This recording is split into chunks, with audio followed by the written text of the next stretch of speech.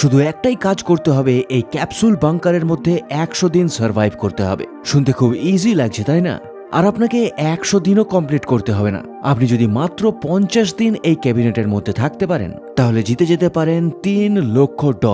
প্রথমে দেখে মনে হবে ওই জায়গাতে আপনি পৌঁছতেই পারবেন না, কিন্তু রিল্যাক্স, এখানকার স্টাফ আপনাকে ওই কেবিনের মধ্যে পৌঁছে দেবে।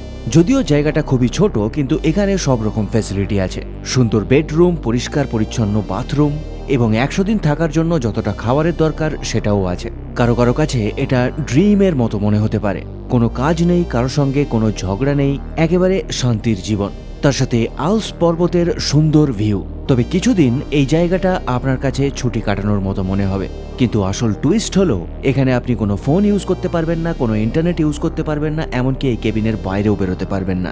20 দিন যেতে না যেতেই এখানকার সাইলেন্স আপনাকে ভেতর থেকে খেতে শুরু করবে। তবে আপনি একজন কম্পেনিয়নকে আপনার সঙ্গে রাখতে পারবেন, কিন্তু বিশেষজ্ঞদের মতে আপনার কোনো কম্পেনিয়ন বা বন্ধুকে রাখাই উচিত না, কারণ 100 দিনের একাকিত্ব আপনাদের মধ্যে ঝগড়া শুরু করে দিতে পারে।